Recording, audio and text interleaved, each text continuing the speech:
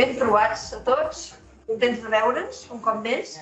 Avui estem aquí per sentir el doctor Miguel Ángel Asenjo, que tots hem conegut al llarg de molts anys de professió a la nostra feina. El doctor Asenjo és descendent d'una nissaga de metges i ell també es va dedicar a la medicina. Actualment és professor emèrit de la Universitat de Barcelona, és llicenciat i doctor en medicina amb un premi extraordinari d'això. I és especialista en medicina interna i en salut pública. En salut pública en un moment en què ningú feia salut pública, va ser dels precursors d'estudiar salut pública. És màster en economia i direcció d'empreses, titulat en gerència hospitalària. Jo vaig tenir l'honor de tenir el professor al màster de gestió, que va estar molt divertit. El gener del 96, del 66, va ser gerent dels hospitals de la Diputació de Jaén. És a dir, que era molt jove. El juny del 68 va passar als hospitals de la Diputació d'Oviedo i a l'octubre del 71, amb la fama que ja havia adquirit en la gestió dels hospitals d'Oviedo, va ser captat cap a l'Hospital Clínic i va ser convertit en director tècnic, el primer director tècnic que vam tenir a l'Hospital Clínic. Ha escrit prop de... Sí, i va fer el llibre blanc, que no sé si surt aquí, però va fer el llibre blanc de l'Hospital Clínic, que és una antologia, està aquí a la portada, de com era el que va ser després, no? Ha escrit prop de 400 articles científics a l'especialitat, ha dirigit 21 tesis doctorals, és autor de 6 llibres de gestió hospitalària, amb diferents edicions a cadascun d'ells. El primer va començar el 76 i l'últim el 2017. Té diversos premis de reconeixement professionals, l'Ordre Civil de Sanitat, el Trueta de la Generalitat de Catalunya, el Mèrit Sanitari, el Mundial de la Federació Internacional d'Hospitals a la Innovació en la Gestió, el Nacional a l'Excel·lència en Gestió Clínica i el Nacional de Navedian a una trajectòria professional. És soci d'honor de Cedista. Va ser autor i defensor del projecte de reforma fundacional del Clínic del 1972. Reforma que ens va capgirar el nostre futur a tothom, perquè va ser capaç d'analitzar què érem i fer un projecte de futur que tots vam gaudir. Moltíssimes gràcies, doctor Asenjo, por venir avui a... Contrario, muchas gracias por tu... No excesiva, porque es objetivo, está escrito, pero por tu cariño al presentarme te doy muchas gracias. Ya sabes la admiración que te tengo desde hace mucho tiempo, porque no en vano tú por el hospital has hecho... No sé si tanto como yo, quizá más, porque desde la base se hace más que desde la cúspide. Que hacer lo que te dejan desde abajo se presiona mucho. Prueba de la presión es este documento que mirad cómo está, que habéis suscrito muchísimos de vosotros. Este es el escrito que mandasteis al gobernador civil de Cataluña en 1971, marzo más o menos, a don Tomás Pelayo Ros, entonces era el presidente, una serie de propuestas y concomitantemente una serie de amenazas. Y es entonces cuando se pusieron en marcha a través del doctor Arturo Caballero, que era el rector de la universidad, y empezaron a movilizarse. Y hay firmas pues, de El Tener, de Miguel Bruguera, de Mondelo, Herreras, José María... no sé si veo más por ahí, el Sentís. Hay muchas firmas aquí que son origen de movilizar al presidente este. A ver, yo me he traído una cantidad de papeles aquí porque a primera hora de la mañana he recibido un correo en respuesta a otro de Salvador diciendo: no he conseguido abrir el resumen que te he pedido del currículum vitae. Y he dicho: ay madre, a ver si no se abre lo que he estado preparando durante tanto tiempo. Y he dicho: bueno, voy a traer la documentación con la que la he preparado. He tenido la gran suerte, que es norma en mí, de que me han visto José María y Antonio y Tony más, que bajado con esto y aguantando, se han parado y han dicho: Asenjo, te llevamos. Oh, qué alegría me ha dado porque tenía ya los brazos, no sabía. Y he pensado, mira que de ruido por no pagarte un taxi, pero la verdad es que no lo he encontrado. No lo he encontrado y entonces pues te debo 5 euros como poco. Bueno, yo he preparado una cosa con mucho interés, porque tengo un interés enorme. Yo creo que es de las conferencias, y he dado un montón, ¿qué más interés tengo? Porque reencontrarse con los amigos, es curioso, a vosotros pasa lo mismo, que os veo con la misma cara o parecida en las mismas arrugas que os conocí en el 71. Curioso lo que es ir avanzando viejos todos juntos, ¿verdad? Lo he hecho con un interés extraordinario. Me he tomado una libertad que es este. Lo más importante es el tiempo. Y es un bien que no puede reponerse. El pasado está para siempre. Cuando finaliza del todo, todo se acaba. En 1972 éramos jóvenes, teníamos mucho tiempo, pero ya hemos consumido casi todo, no nos engañemos. El tiempo no pasa, pasamos nosotros. La libertad, según Pitágoras, es disponer del propio tiempo. Ahora disponemos libremente del que nos queda y sin hipotecas, debidas a obligaciones con horarios impuestos, no como ocurría hace 50 años y hasta fecha reciente, a vosotros que teníais guardias y no sé cuántas cosas más. Ahora, con nuestro tiempo hacemos lo que queremos, pero nos gusta sentirnos útiles, sobre todo, y nos agrada que se nos reconozca. Dice el proverbio que quien tiene salud tiene esperanza y quien tiene esperanza lo tiene todo. De mantener la salud se ocupa uno mismo, con la ayuda a veces de los médicos que frecuentemente consiguen retrasar la fecha de ejecución de la sentencia de muerte con la que venimos al mundo impuesta por la naturaleza. Qué gran profesión es la del médico en esa misión sublime de devolver la esperanza. Mis dos abuelos han sido médicos de pueblo. Mi padre ha sido médico de pueblo, su hermano médico de pueblo. Yo no llegué a serlo, pero viví en el pueblo y le ayudaba a mi padre. Tengo una hija y una nieta médicos, por tanto, es un honor haber pertenecido a esta saga, porque es una suerte haberla ejercido. Lo más importante en nuestras vidas, que es nacer y morir, no creo que lo dudemos, sucede sin que intervenga en ello nuestra voluntad. En el universo somos muy poca cosa, pero para nosotros nada hay más importante que nosotros mismos. He hecho esta reflexión porque me parece que podía ayudarnos. Yo cuando voy a dar una conferencia en la que tengo interés, incluso se me pone la voz gangosa, como me ocurre ahora, me doy ánimos a mí mismo y pongo esta diapositiva, es interesante. Sigue grave el minero muerto ayer.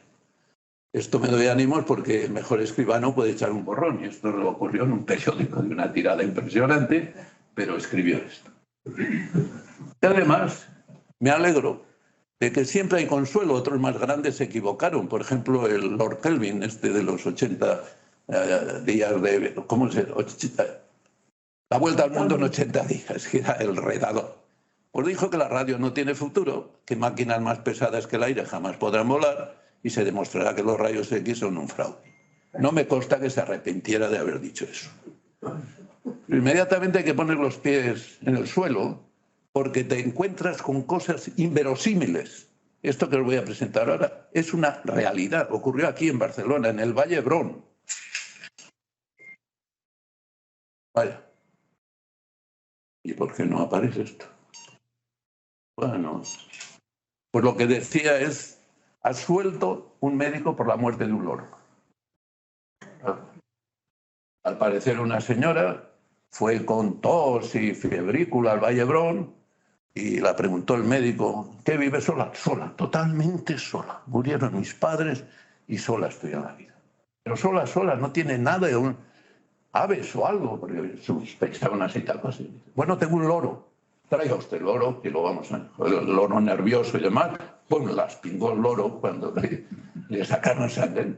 La señora habló con las vecinas, no sé qué, joder, métete ahí con unos médicos que te sacarás pasta, no sé qué. Pues la procesaron al médico. Y después del juicio oral, salió al suelto, pues no sé cuál fue el motivo.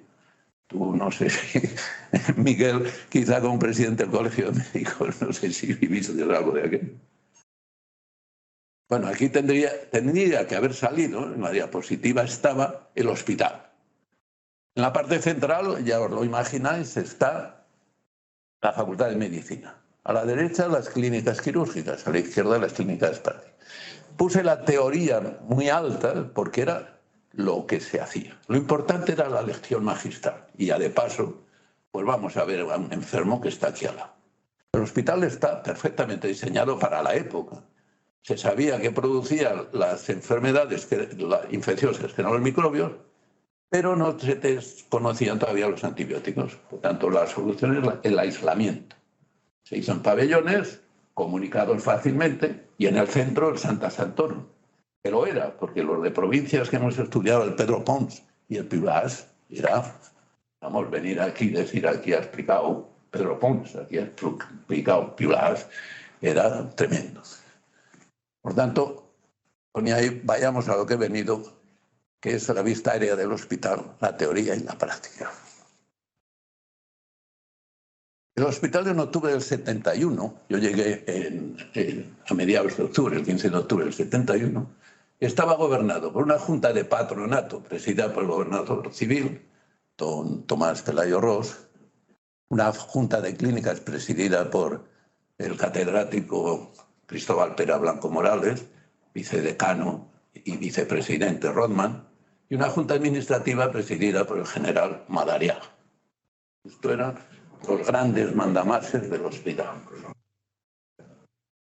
El hospital estaba regido por un decreto firmado nada menos que por Franco y por Carrero Blanco, que eran la dictadura suma en el 52. La Junta de Clínicas estaba formada por 16 catedráticos, jefes de clínica, 6 jefes de servicio, 3 representantes de los profesores adjuntos, 3 representantes de los médicos del hospital, el farmacéutico, el administrador y por qué no sabe. De esos 31 miembros ya han fallecido 25. Vivimos 6, de los cuales uno es Cruz Hernández, con 96 años, 95 tiene Pera, 93 tiene Rodman. Y después ya los jovencitos. Somos Vicente Carara, Juan Pons y yo. Teníamos entonces 31 y ahora tenemos 82. Para ellos, para esos que han fallecido, mi sincero agradecimiento y emocionado recuerdo. Pero para mí la alegría de estar vivo, que no sabéis qué alegría me produce viendo eso. ¿Cuál era el objetivo principal de la reforma? Pues establecer y satisfacer los derechos del enfermo. El reglamento del hospital tiene, aquí está, 244 artículos. Ni uno solo habla de los derechos del enfermo, ni uno. Por primera vez en España lo había hablado el Hospital General de Asturias. El siguiente, el de Córdoba, el tercero, el de Jaén, y el cuarto, este. Y en torno al cual, a los derechos de los enfermos, es como se debería organizar el hospital. Y dice que el primero que pusimos en la norma, que luego os enseñaré, en el más breve plazo posible objetivable les ha formulado un diagnóstico de su enfermedad, utilizando para ello todos los recursos de personal y material de que dispongan los servicios. Y eso se aprobó el primer día. Otro obligaba a que su estancia en el hospital fuera la mínima posible, previo tratamiento especializado con el máximo de calidad. Y para ello era preciso organizar el hospital en servicios especializados, que no cabía un diagnóstico afinado si no hay especialistas, con participación de los médicos en la gestión. Esto era fundamental, por eso se llevó a la Junta de Clínicas, así como un servicio de urgencia funcionalmente dependiente de la dirección, no de una cátedra como era. Diseñar una plantilla de personal suficiente y con salarios adecuados, poder seleccionar a los mejores, no a los más fieles al jefe, que era como se hacía entonces, profesionalizar y organizar la enfermería, que era la monja, y asegurarse de que esta reforma tendría continuidad. La reforma la aprobaría, en su caso, el patronato a propuesta de la Junta de Clínicas previo informe de la Junta Administrativa. ¿Cómo estaba organizado el hospital? Pues estaban 16 clínicas y 4 servicios. 3 médicas que eran de Giver, de Rodman y de Soriano. Eran de ellos. Tenían el cartelón, Rodman ya no lo tenía allí puesto.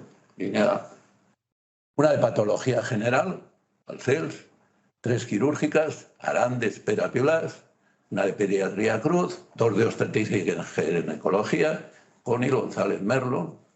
No sé si tú, Iglesia, ya estabas en Estados Unidos en esta época. No, había vuelto ya. Habías vuelto. En el 71 habías vuelto. Sí, volví en el 67. Sí. Ya.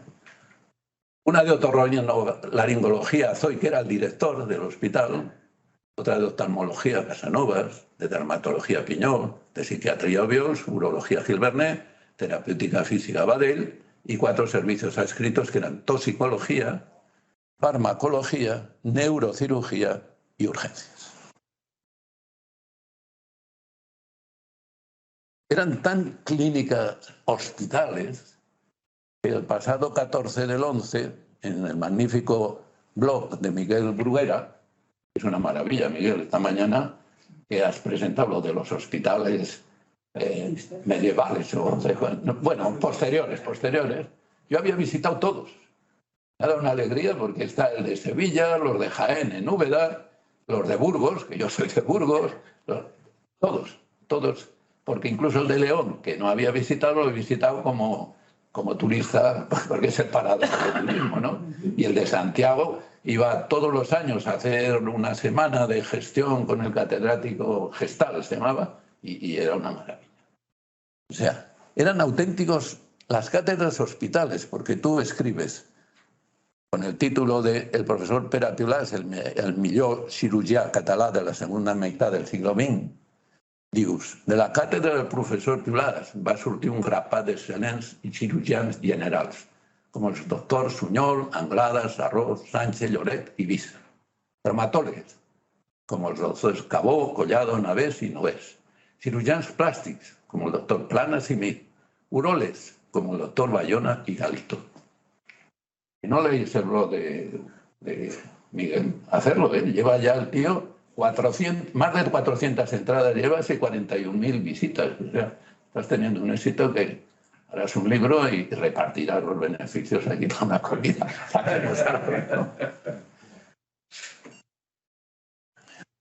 La situación de acreditación en el 71 del hospital era horrorosa, por mucho que se dijera, hoy es un hospital excelente. Aquí tengo el catálogo de hospitales. Este es el catálogo del 66. Bueno, pues en este catálogo de hospitales se clasifican en 3 grupos, A, B y C.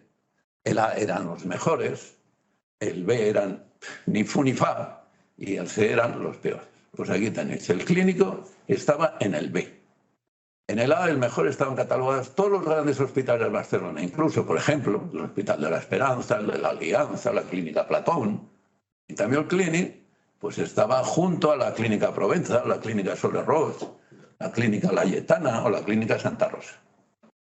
Y en virtud de eso era como el seguro convenía la estancia y no pagaba más, nada más que eso. Por tanto, no había dinero, porque dependía. Tenía una cosa el Clínic que no tenía ninguno. Gaste usted lo que quiera y a lo que no llegue ya lo pagaremos nosotros. Que recordáis que hubo un momento en que un avispado administrador dijo, bueno, pues ya lo pagaremos. Se nos quedó un largo tiempo en determinados sitios y tuvo la mala suerte de que, ¡pum!, cayó Rumasa, el Banco Condal, descubierta de dónde estaban los dineros y huida corriendo por ahí. Bueno, pues estábamos en el B. Tanto ya teníamos datos importantes para convencer a los que no querían ser convencidos. Que eran, por un lado, no había derechos de los enfermos y por otro lado, la catalogación era mala, francamente mala. El reglamento lo impedía casi todo. Es una pena, no veo lo de arriba, pero es igual, es el título. El artículo primero del reglamento de la orden ministerial del 13 del 5 del 55 establecía que el Hospital Clínico Provincial tiene la doble misión de asistencia a los enfermos indigentes y la docente de enseñar práctica de la medicina. O sea, usted no es indigente, aquí no entro. Claro que tampoco querían, ¿eh? En una ocasión a mí un dirigente del Barça me dijo, mira lo que llevo aquí, comiendo con él. Y me ponía, en caso de accidente que no me lleven al clínico. Bueno, tampoco le iban a mirar la cartera si estaba bien fastidiado, ¿no? Pero bueno, el noveno, que el cargo de director recaería en un catedrático de la Facultad de Medicina. El 49, que las 4 clínicas médicas y las 3 quirúrgicas tendrán 60 camas cada uno. Ahí lo pongo. Las 2 de obstetricia, 60 cada uno. La de pediatría, 90. Otorrino, oftalmología, dermatología, psiquiatría, urología y terapéutica física, 30 cada uno. El 50, que la creación o modificación de las clínicas corresponde al Ministerio de Educación Nacional y que la creación o modificación de servicios clínicos o consultorios se hará por la Junta de Patronato a propuesta de la Junta de Clínicas, previo informe favorable de los catedráticos de la disciplina clínica. Es un milagro haber cambiado cualquier cosa. En esto, ella amenazaba, el profesor Valls, una pasión, eso de un plumazo legal cae todo. Esa fue la frase. Enfrentado con Vicente Carrara, que es una pena que no esté aquí, era un fenómeno. Vicente se lanzaba allí con su bondad. El 79, que el profesor adjunto es el inmediato auxiliar, de hecho establecía además que la superiora de las monjas era la jefe de enfermeras y las monjas las jefes de sala. Y además de esas clínicas, hago una llamada al margen con un servicio de cirugía de urgencias que estará escrito a una cátedra de patología quirúrgica y funcionará bajo la jefatura del catedrático. Uno de los jefes de servicio es un amigo tuyo, Sarro, me parece que se llama, que escribió un libro interesante sobre Pilar. El Colegio de Médicos editaste. Era uno junto con Constantino, Mijares y no sé quién más, eran 4. Eran los médicos realmente que cogían las urgencias. Y era un hospital aparte, ¿eh? No lo he puesto ahí. Pero una Navidad estaban desocupadas 380 camas del hospital. Llegó un enfermo, estaban ocupadas las que tenían asignadas urgencias. Lo llevaron al San Pablo porque aquí no había camas en urgencias, faltó y murió el enfermo. Estos eran hechos que están recogidos en el libro que escribí sobre el asunto. Nombramiento menos que interino. Lo mío fue, no quiero hacerme la víctima, y me ofrecieron ser gerente del hospital. Al llegar aquí me dijeron que director técnico. Y después me enteré que no tenían autorización para nombrarme. Pero me enteré en marzo. En marzo me enteraron porque le decían al Salvador, le damos autorización para que nombre usted un director técnico. Pero en marzo, y a mí me habían traído aquí en febrero, en octubre. Escribí ese libro, porque a mí me dijo Munet en una reunión que había, porque querían escribir un libro en el comité de delegados, dice, sí, ya sabemos que tú viniste aquí porque tu suegro, que es catedrático, fue catedrático de médica, y Rothman se reunieron en Zaragoza y allí lo compaginaron, lo acordaron. Entonces dije, pero qué cantidad de mentiras se han dicho, pero si esto no es así. Tomás Pelayo Ros, primo de José María Ros Mateu, que era el gobernador de Oviedo. Hubo el follón de las huelgas de los MIR del Hospital General de Asturias en el 69 y yo me hice famoso sin quererlo, porque era el único que yo luchaba contra aquello. Hacía de periodista, incluso iba a la Nueva España a decir, dicen esto, pues tenga, yo digo lo contrario. Y una vez titularon, a rey muerto, rey puesto. Destituí al director médico y me nombré yo director de unas cosas con 29 años y dijo, es el gobernador de aquí. Pensó, este es el que necesitamos de aquí. Y así es como contacté con él. Después sí, por un acuerdo de la Junta de Patronato, el secretario, don José Antonio de Salvador y Torres, fue el que ya llevó más o menos negociación. Pero todo era precario, como veis. Lo que pasa es que éramos jóvenes, como ahora, de mente, y dijimos, aquí cambiamos todo. Y con la suerte también de que Rothman y Pera, pues eran Rothman y Pera con 43 y 41 años. Pues en marzo ya habíamos transformado las 16 clínicas en 34 servicios y secciones especializadas. Añadidos 13 nuevos servicios de laboratorio y diagnóstico. Centralizado el servicio de urgencias. Agrupados los 47 servicios en 8 subdivisiones. Aprobada la plantilla fija de 222 miembros. Jefes de servicio, jefes de sección y adjuntos. Todos ellos con contrato temporal de 3 años, revisable y renovable. Creada la figura de médico residente con 236. Este desequilibrio intencionado de más residentes que el otro era para poder pagar la nómina, porque tú tienes un gasto total entre jefes, adjuntos, residentes. Si tú tienes menos adjuntos y jefes de sección y de servicio y más residentes, la nómina es menor, aunque cada uno de ellos gane un poquito más. Y esto era clave.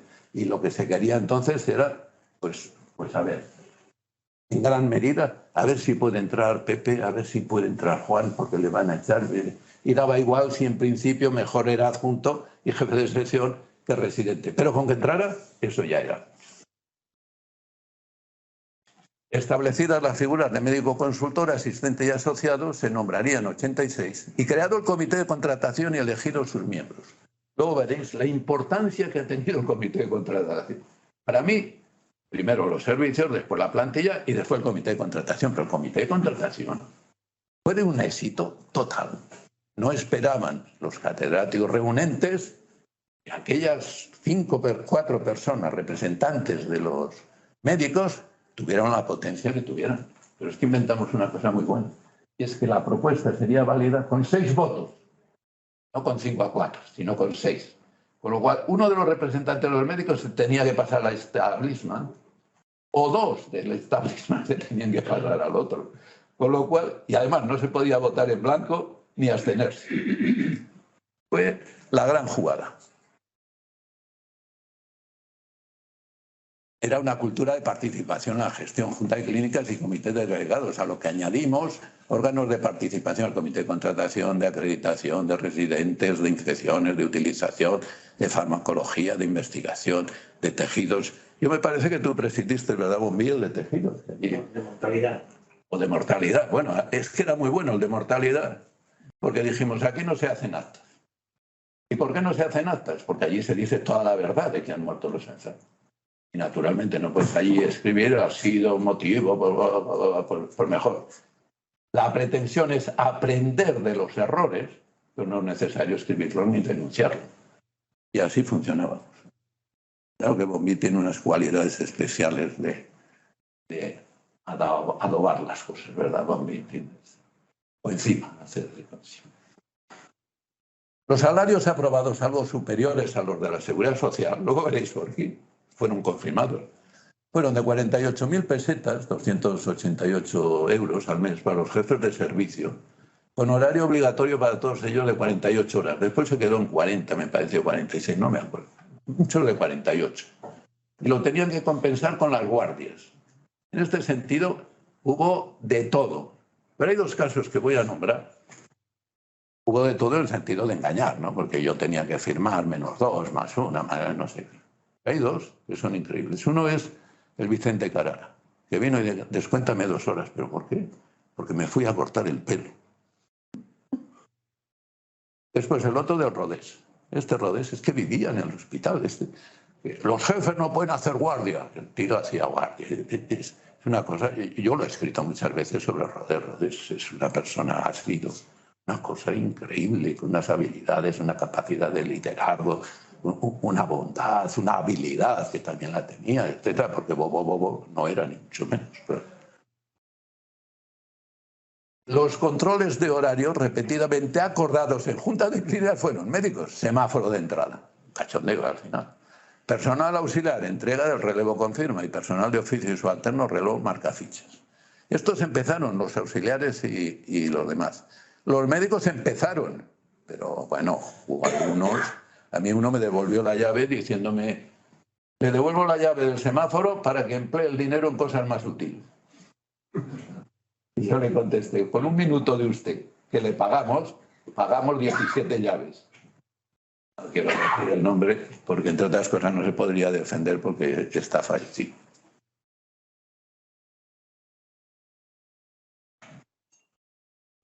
No sé por qué una sale y otra no. Las ventajas para la institución al abonar un salario alto, algo mayor, es que se ha hecho una experiencia con resonancia magnética y se activa el núcleo, no sé cuál, el ventral o como se llame, que se reactiva sobre todo si, de acuerdo con los salarios, sobre todo si los demás ganan menos. Es una actividad. Yo hice una experiencia una vez en clase que fui allí, hoy hacemos un examen. Oh, doctor Asenjo, nada, un examen. Y entonces puse ahí una pregunta que ni habíamos explicado ni nada, nadie le contestó, nadie.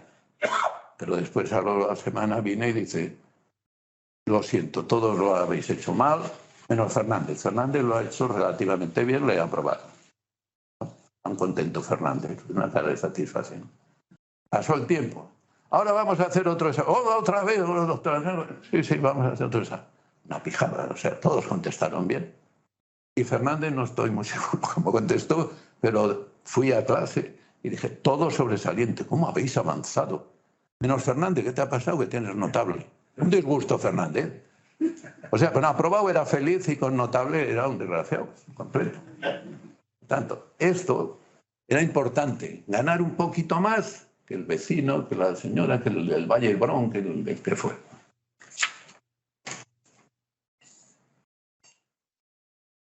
Bueno, fue tan deprisa la reforma que nos autofinanció. La economía del hospital, gracias al convenio firmado con la Seguridad Social a comienzos del 73, mejoró tanto que permitió pasar de unos recursos propios que apenas superaban el 30% a casi el 70%. Y el presupuesto total anual de 229 millones de pesetas del 70 se incrementó hasta llegar a 1.298 en el 75. La estructura organizativa mejoró tanto y tan rápidamente que el hospital fue acreditado por la Comisión Central de Coordinación Hospitalaria con el máximo nivel posible en el BOE del 5 del 3 del 74. También fue acreditado oficialmente para la docencia MIR, que no estábamos acreditados en el 79. El Ministerio responsable de la Sanidad Nacional, efecto de concierto con la Seguridad Social, lo calificó con el máximo posible 7,3, que estaba relacionado con las tarifas. Y la Generalitat de Cataluña, una vez producidas las transferencias sanitarias, le otorgó el nivel 3, que era el máximo concedido en Cataluña. O sea, fue sensacional. Bueno, ¿y cómo se hizo la reforma? Es evidente, yo había leído cosas, la sociología. Una reforma se produce cuando A más B más C es superior a D, clarísimo. A, malestar profundo con la situación actual. B, saber a dónde se quiere llegar, claramente. Y C, resultado de las primeras medidas tomadas. Si eso supera a la resistencia al cambio, al malestar, a que no te... se produce la reforma. Había malestar. Mira, no voy a tener tiempo y por tanto no leeré lo que escribisteis al presidente Pero aquí está, mirad que sobradito, esto es un documento. Miguel, tendremos que hacer algo con este documento, ¿no? Lleno de firmas aquí, 337 firmas en las que está. Y yo creo que hay tú, Ros, también que te veo, estás aquí firmando. Empieza por Andrés Domingo, sigue Rafael Jiménez González, Castel, Gasul, Visa, Durán Bellido, Emiliano Astudillo, es decir, total hasta 337. El más viejo era Muñoz, José María Muñoz, el de Trauma, llamado, con cariño lo diré, la Pantera Rosa, le llamaban. Después seguía Rever y Vivancos, me parece, y el más jovencito era el Rorro. El Rorro, que estaba metido en todos los verdes, también estaba en este. Pero esto fue un documento definitivo para que se movilizara. Ahora, había un condicionante político tremendo. La situación política y social española de aquella época, de la que la vida universitaria y la asistencial formaban parte esencial, era convulsa e incierta. Y la del Clínic, que participaba de ambas actividades, era particularmente complicada.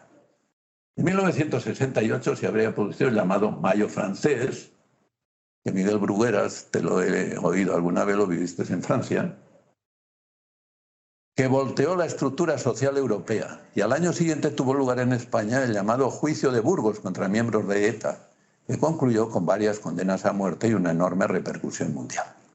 La dictadura de Franco comenzaba a debilitarse y se dirigía hacia una dicta blanda, con las consecuentes vaivenes políticos improvisados e imprevistos, contestados con movilizaciones sociales, a las que el Clínico era muy sensible, ya que se reprimían duramente por la policía, cuya cabeza visible era el gobernador civil. Era responsable del orden público, que a su vez era nada menos que el presidente del patronato del hospital, máximo órgano rector del mismo. Aquella situación tan adversa para el Clínic se intentó transformar en favorable, dando a la reforma un carácter eminentemente técnico, basado en los derechos de los enfermos, en la participación en la gestión y en el cálculo científico de la plantilla. Además, había muchos y poderosos adversarios, luego tenemos alguna muestra, de entre los que tenían que aprobar el cambio, apoyados además por sus numerosos colaboradores, a quienes también afectaba la reforma. Eso así, yo presenté aparte, desde que llegué, después de una encuesta a los catedráticos, se me ocurrió pues hacer una propuesta. ¿Qué es esto? Anteproyecto de reestructuración del Hospital Clínico Provincial de Barcelona. No le llamen ni proyecto, anteproyecto de reestructuración para curarme en salud. Pues este anteproyecto se hicieron fotocopias. Juanito Pons era el presidente del comité de delegados. Me decía, menudo chollo que se han ido, las he vendido a 25 euros y hemos ganado unas cuantas. No, 25 pesetas, ojo. Y hemos tenido dinero. ¿Qué decía este anteproyecto? Pues el primero no sé qué decía porque no lo ha tapado eso, que es prevenir, curar, enseñar, investigar, sanear. Segundo, será al menor costo compatible con una elevada calidad. Estas funciones serán realizadas por profesionales competentes. La organización facilitará y potenciará el trabajo de dichos profesionales. Se presenta un anteproyecto de organigrama que facilite dicha tarea. La asistencia actual es cuantitativamente escasa. Cualitativamente no se controla según estándares internacionales y su costo es moderado. El presupuesto era 275 millones de pesetas. Se planifican y se señalan los objetivos a conseguir en la función asistencial. Se proponen los adecuados comités asesores de funcionamiento de división médica. Se proponen los comités asesores de control de la calidad de la función asistencial. Se estudia y propone la plantilla de personal médico. Se definen las funciones, dedicación, posición orgánica y vínculo del personal de la división médica. Se propone la jerarquización de las dependencias sin funcionar la división. Se tiende a la unificación docente y asistencial del personal médico. Se reestructura el número, dedicación y salarios de dicho personal. Cuando ya había redactado ese, yo a finales de noviembre me reuní en la calle Rosselló, en un apartamento que tenía Juanito Pons, y estuvimos una tarde, sacó una botella de anís del mono, me acuerdo, ahí, y alguna copita tomamos, era una más, me parece, y estuvimos revisando qué le parecía, pues le pareció bien sin mojarse mucho. Bueno, vamos a estudiarlo, la asamblea, porque la asamblea tenía las barras. El día 5 de diciembre, que era domingo, lluvioso que no podía ser más, me reuní en la calle, ¿cómo se llama? No me acuerdo, está al lado de la Diagonal, donde vivía Pera, una que baja más, Maestro Nicolau. Y lo estuvimos mirando y me dijo, ¿le importa que llamemos a Rodman, que vive al lado, en la Diagonal 612? No, vino Rodman, allí estuvimos casi toda la tarde y venga a llover y llover, y dije, sí, está bien. Y el día 7 de diciembre lo presenté en la Junta de Clínica. Y se escuchó, se dijo que solo era para presentarlo, que nos reuniríamos a partir de enero. Cada cual lo leyó como creyó oportuno, algunos supongo que no lo leerían, etc. El índice es introducción, condiciones previas, organigrama, definición de los puestos de trabajo, jefe de servicio, subdivisión, clínica, sección, ayudante, médicos internos.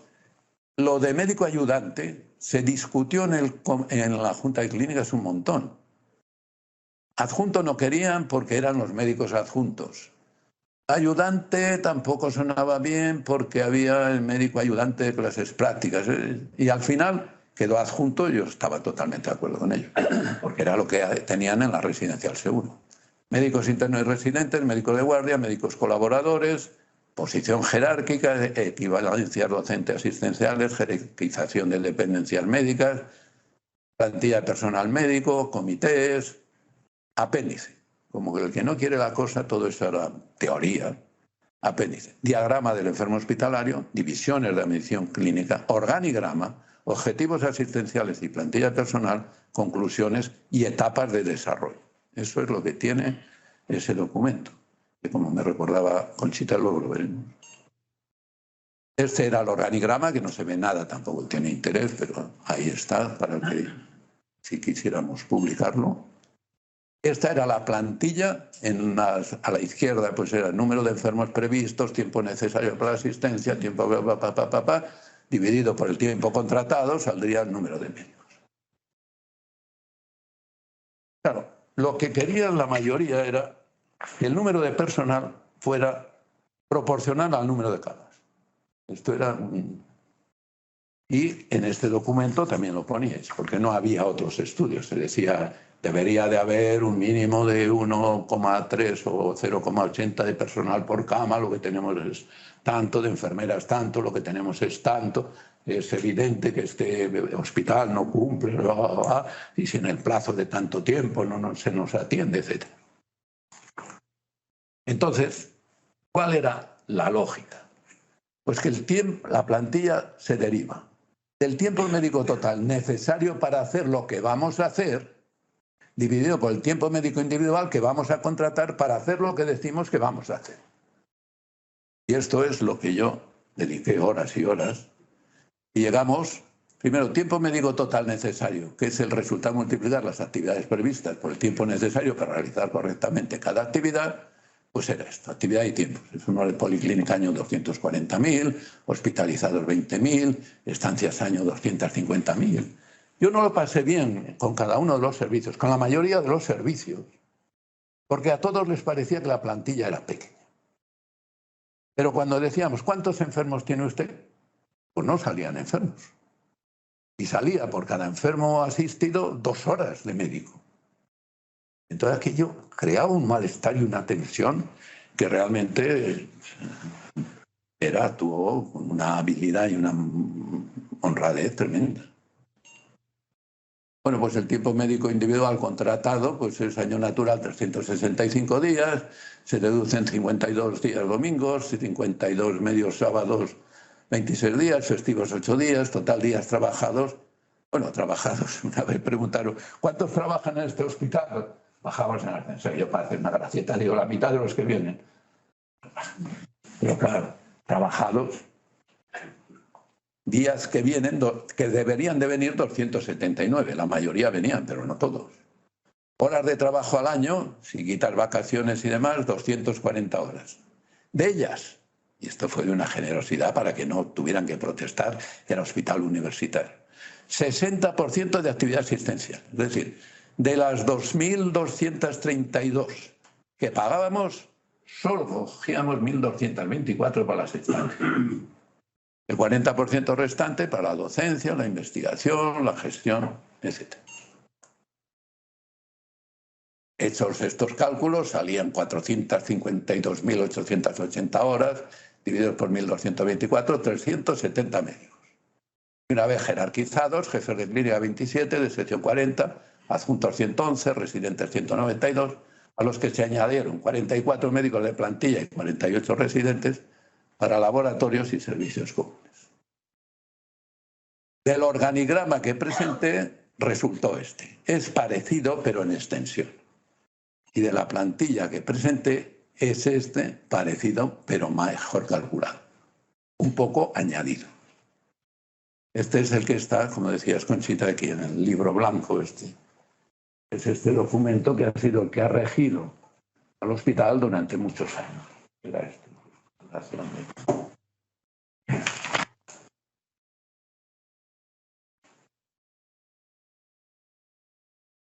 Normas aprobadas, libro blanco marzo del 72 y anteproyecto propuesto diciembre del 71. El 13 de abril se convocaron 388 plazas de médicos en el boletín oficial de la provincia. La jefatura de servicio se aprobó el 2 de mayo. Y el día 24 de abril se aprobó el comité de contratación. Se había aprobado, mejor dicho, el 5 de abril. Pero la Junta de Clínicas, una vez aprobado el anteproyecto, volvió a su reunión mensual, que era mensual, durante la reforma fue diaria de 2 horas, ya volvió a los cuartos martes de mes. Y por tanto, aunque la votación de los médicos elegidos para el comité de contratación se hizo el 5 o el 6 de abril, se dio cuenta en la Junta de Clínicas del 24 de ese mes. Y este fue el resultado de la votación del primer comité de contratación. Esta es la letra del señor José Antonio Salvador y Torres, excelentísimo señor, porque era de la nobleza, no sé. Seguidamente el señor Salvador procede a la lectura del acta levantada en las elecciones celebradas el día 6, yo creía el 5, del presente mes de abril para designar a los miembros electivos del comité de contratación, y en la que es deber fueron elegidos los doctores Teresquiles, Villasantos, Carará Ramoneda y Badinas Vancells. Y como sustituto los doctores Pedro Laguisé, Visa Miracle, Rotesquerol y Mireille Huc. De la Junta se da por enterada. Doctor Asenjo, con tal motivo, entrega a cada uno de los miembros un ejemplar de las instrucciones permanentes del Comité de Contratación aprobadas ya por esta Junta, en las que quedan especificados los cometidos de los miembros del comité. A continuación, el doctor Asenjo procede a la lectura de una hoja estándar a los efectos de la puesta en marcha de los servicios, que acto seguido entrega a los jefes de su división para que los cumplimenten debidamente mediante la confección de un guión con la participación de los jefes de clínica de la subdivisión. Enseguida se puso enfermo, me parece que tenía una hepatitis, Vicente Carrara, y le sustituyó Pedrola. Y el que más venía a los comités de contratación era Pedrola. Pero hubo muchas insatisfacciones hechas públicas en la prensa. Este es el papel del cual yo he hecho fotocopia. Entre otras cosas dice, pues la Facultad de Medicina de Barcelona tiene una tradición que es preciso conservar. En ella se han formado todas las grandes figuras de la medicina actual de Cataluña. Ha sido siempre un estándar abierto, acogiendo a todos los médicos deseosos de aprender, de enseñar y practicar una medicina de tipo hospitalario. Llama también la atención la precipitación con que se ha obligado al cuerpo facultativo dirigente del hospital clínico a la discusión y aprobación de una medida de tanta trascendencia en tiempos sin tiempo para meditarlo detalladamente y efectuar las consultas necesarias. He ampliado algunos párrafos porque son realmente, yo creo que indignantes, ¿no? Se convoca, dice, una fuga de cerebros. Se convoca para una serie de plazas de jefe de servicio y de sección y para otras de médicos adjuntos y residentes cuyo número es inferior al de los que actualmente ocupan cargos similares. El que hasta ahora haya ocupado, por ejemplo, un cargo similar al de jefe de servicio en una determinada especialidad, no querrá naturalmente pasar a subalterno como médico adjunto y no tendrá más remedio que dejar de asistir al hospital clínico. Y en estas condiciones se encontrarán muchos médicos de reconocida solvencia y fama. Por otra parte, el mencionado proyecto no prevé una salida a este problema, pues solo existe un posible hipotético nombramiento de médico consultor, el cual prácticamente tendrá únicamente deberes pero no derechos, ni podrá percibir honorarios en caso de ser consultado. Es difícil, por tanto, evitar una fuga de cerebros y una limitación para el futuro de posibles colaboraciones valiosas. Otro dice, algo similar ocurrirá con los llamados médicos asistentes, que podrán ser adscritos a un departamento, servicio, etc.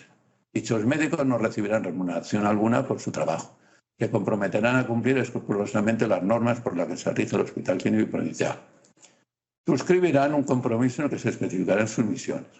Vemos cuán poco atrayente va a ser trabajar en un hospital clínico para aquellos gran número de médicos que han estado trabajando en dicho centro con fines científicos, asistenciales o de perfeccionamiento, así como para los que en un futuro se hubiesen incorporado al mismo, como es tradición en nuestra facultad.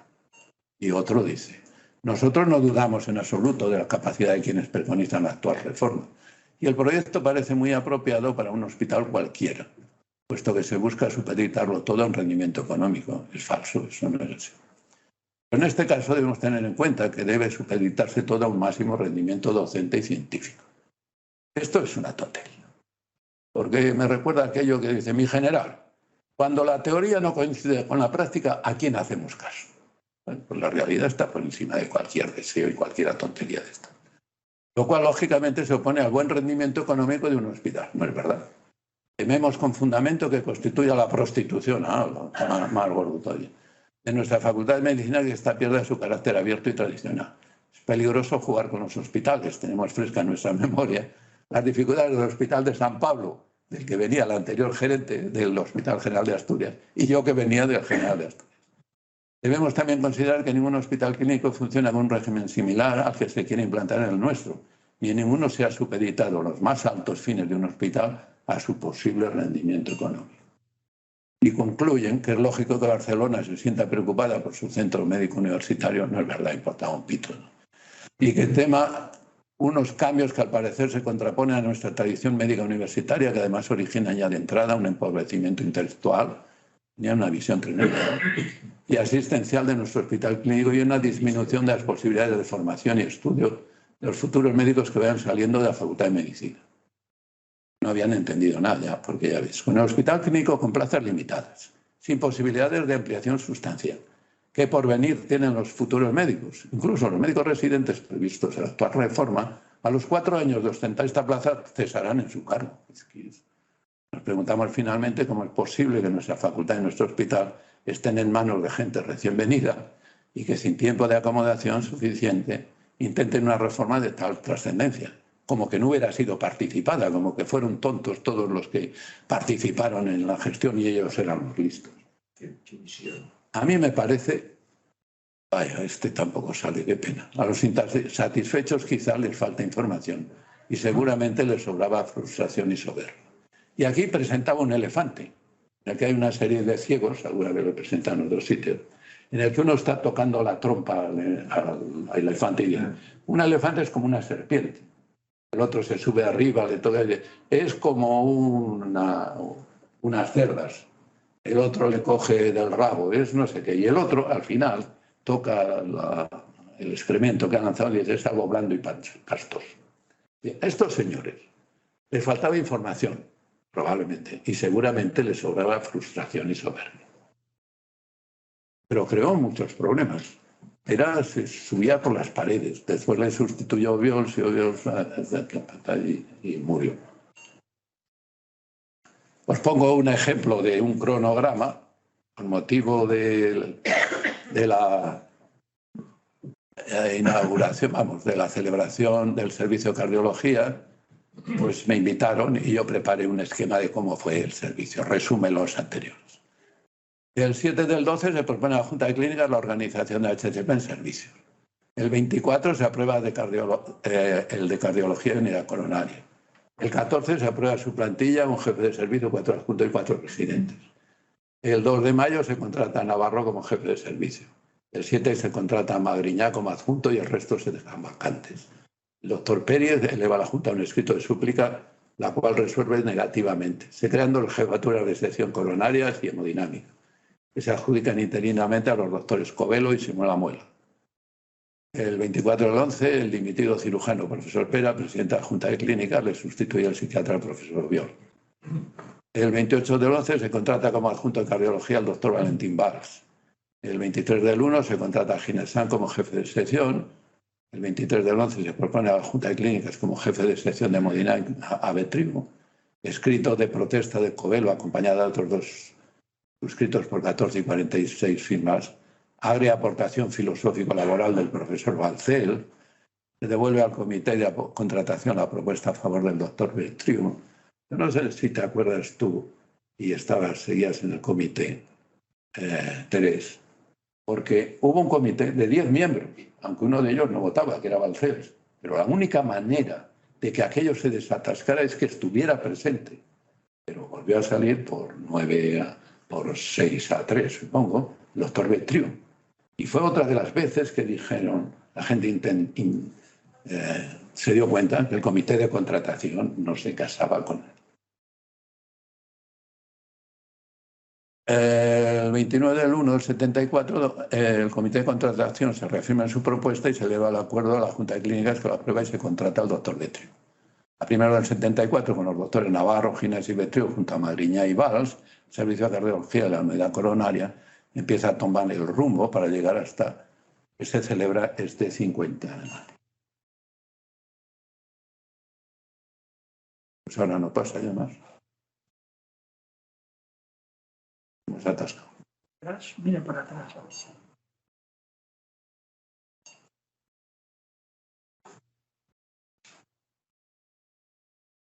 Debe ser que ya...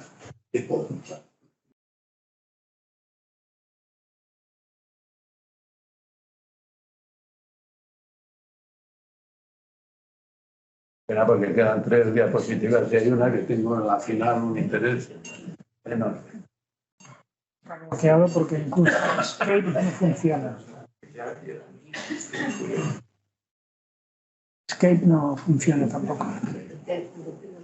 Bueno, pues hemos llegado casi al final pero tenía yo una recomendación de Letamendi, que es el final, que dice, para nuestra edad, es que no me lo sé de memoria, claro.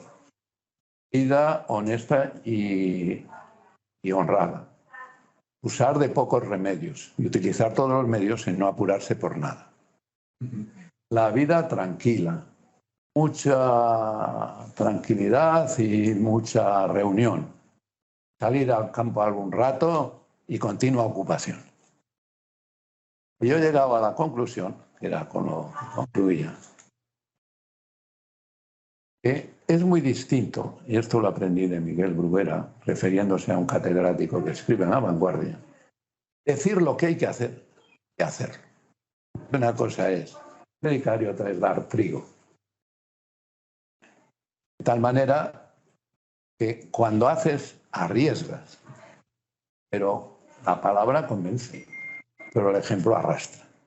Y nosotros, todos en conjunto, hemos tenido esa preocupación. Me parece que hemos sido capaces de, con todos los inconvenientes, seguir avanzando. Porque es un hospital.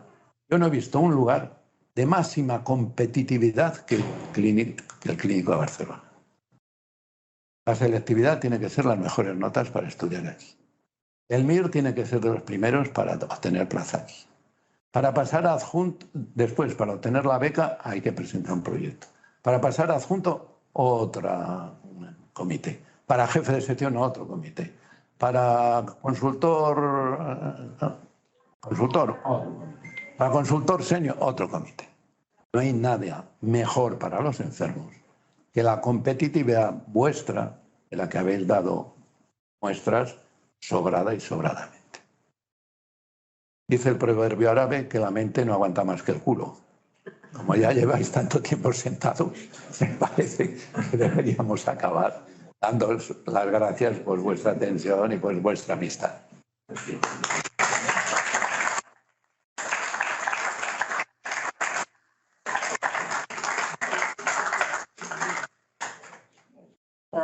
Muchísimas gracias. Yo creo que todos, como casi todos vivimos todo este cambio, no has puesto, en el noviembre del 11 entré yo de residente. Pero lo tengo en las actas de la Junta de Clínicas, que conservo todas, y algo más escribiré si llego teniendo ganas y tiempo y demás, pues ya haré una mención. Hi ha preguntes? Doctor Iglesias. Jo volia felicitar el Miguel Àngel i us aconsellaria que llegíssiu un article que he fet a la revista Jim Bernat, una revista de la Real Acadèmia de Medicina, que explica tot això, en fi, molt agradable. I volia, en fi, acabar amb una cosa que potser només ho saben el Miquel Bruguera i tu, sobre el de Salvador. Recordo un dia que, no sé si ho sabeu vosaltres, els catedràtics podíem aparcar el cotxe davant de l'hospital. Això el Juanito ens ho va treure. Quan va ser director va dir, fem punyetes, tots a agafar l'autobús. I, molt bé. I un dia baixo al cotxe i veig el de Salvador amb un Porsche negre impressionant, fantàstic. Un Jaguar, no Porsche, Jaguar. Jaguar, no sé. Jaguar. I carai, dic, la conya aquesta, Salvador, coche nuevo, ¿no? No, hombre, no. ¿Qué va, coche nuevo? Esto, ¿sabes de dónde lo sacaban? No, yo qué sé. Dice, esta es la fruta de Roca Radiadores. Yo tengo un amigo mío y me lo han dado casi regalado. Y bueno, totalmente regalado, era. Als pocs dies em trobo el Robert al passadís. I ja havia, saps què passa? Què passa? El Salvador deixa l'hospital. Ah, cony, tenia idea, es deixa l'hospital. I vam fer un sopar d'homenatge amb ell. Fem el Robert, que era molt més. I fem un sopar d'homenatge, molt bé. I aleshores ja ens vam enterar del que havia passat, que havia fotut al camp 90 milions, no sé què, se'n va anar a Quito, que per cert hi havia una filla del Porcioles, també que havia escapat també amb cames, ajudeu-me, i bueno, clar, aleshores hi vaig entendre lo del cotxe i No sé si es cierto o no, pero decía que el de Salvador, alguien le dijo, ¿tú trabajas en el hospital? Y dijo, no, el hospital trabaja para mí. Eso corría. Eso salía, o sea que sí, sí era muy inteligente. Muy espabilado, era el senyor. Alguna pregunta més, algun comentari? A mi m'agradaria potser reconèixer que tot això aquí és una feina importantíssima que vam fer. Diria 3 persones o 4 persones. I una d'ells justament és el doctor Sanjó. Tota aquesta doctoració, tota aquesta feina, com a mínim el nostre agraïment a tota aquesta tasca que va fer ell, justament en el Pere i l'altre en aquell moment, i el president del comitè de la Gasta. Penso que, tal com ha dit ell, aquest hospital té unes institucions internes que són molt bones, que són el comitè de delegats. El comitè de delegats sempre ha tingut una independència i una honestedat molt important, i el comitè de contractació també. El comitè de contractació que jo vaig presidir durant uns quants anys, tu també. S'ha de reconèixer el que és veritat, vull dir, no seguia la indicació de ningú, era absolutament autònom, i sobretot s'ha de remarcar la gran honestitat que tenien tots els que participaven allà, especialment del comitè de delegats, però tots plegats, Jo penso que potser una de les eines fonamentals. Molt bé, doncs esta és la història documentada.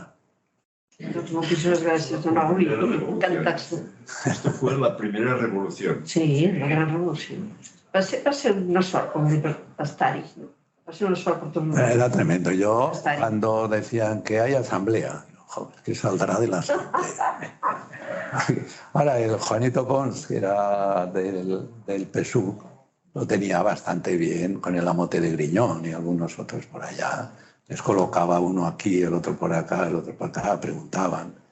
También era muy activo el Borràs. Borràs también era. No puedo contar anécdotas porque como se está grabando no me da la gana de saber. Molt bé. Bueno. Doctor Montneri. Entenc que el problema del senyor de Salvador perquè al posar els diners treballava un familiar meu. Aleshores, ell va actuar amb molta mala intel·ligència perquè per qüestions legals l'economia d'un hospital, especialment aquest, no podia tindre un tant per cent de tot el que pot tenir en una entitat bancària. En canvi, ell sí. Aleshores, ell va ser suficientment viu i mala persona per embutxacar-se més de 100 milions d'aquell moment de diner, però bastant més de 100, no vull dir l'exacte perquè ho he llegit fa temps. I aleshores se'n va anar un any fora per preparar-se tot el que era. No ha tornat mai una peseta. I jo diria que la possible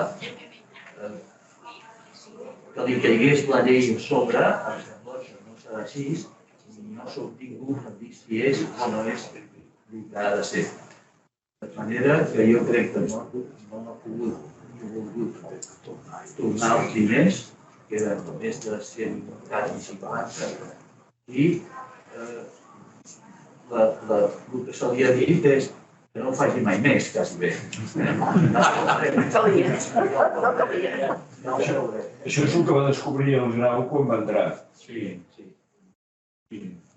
Bueno, ya digo que el hecho fue que Rumaza cayó. Bueno, Y en el banco que tenían el dinero fue la posibilidad de intervenirlo y mirar allá. Es verdad que el Grau, que era el gerente, y por eso salió pitando el otro, Claro, pues es el que fue y dijo esto, vamos a analizarlo. Tiene un libro, el Grau, yo no recuerdo ahora si Munet tiene más memoria. Si lo devolvió o no lo devolvió, ¿cómo fue la cosa? Me parece que sí que lo devolvió. Por eso. Yo fui a hablar con el presidente de la Junta Administrativa para darle la nota del banco de la Ronda de San Pedro, donde tenían los dineros. Entonces yo ya había... No lo sé. Y sobre eso que no podía el hospital recibir el dinero. Yo con Joaquín Maluquer, que era el presidente de la Junta en aquel entonces, que decía que Salvador le decía que el hospital no podía cobrar intereses. Por esa razón y porque siempre debía dinero al propio banco. Y entonces asustaba diciendo, como cobramos intereses, no prestarán dinero y no podremos pagar la nómina. Yo siempre argumentaba, porque salía en el periódico, el ayuntamiento consigue que sus ahorros sean tributados a no sé cuánto. Y cuando me decía el Joaquín Maluquer eso, yo decía, ¿y cómo el ayuntamiento lo consigue y nosotros, que también somos entidad pública, no lo podemos conseguir? La respuesta de él solía ser, bueno, me pones una tesitura que lo que tendría que hacer sería echar a Salvador. Cuentan de él una anécdota. No sé si has acabado, perdona, pero... ¿Has acabado tú? Sí. No, yo me callo. Repetiría prácticamente lo que estás diciendo, que el interés legal de nuestro hospital era de 1, algo. Pero cuando pones un dinero y hablas con el jefe de banco, te dan algo más y más. Se daban el 7% a la El Salvador. Que contaba Joaquín Maluquer, que estudió con él en los jesuitas, que no tenía un duro El Salvador y estudió con becas.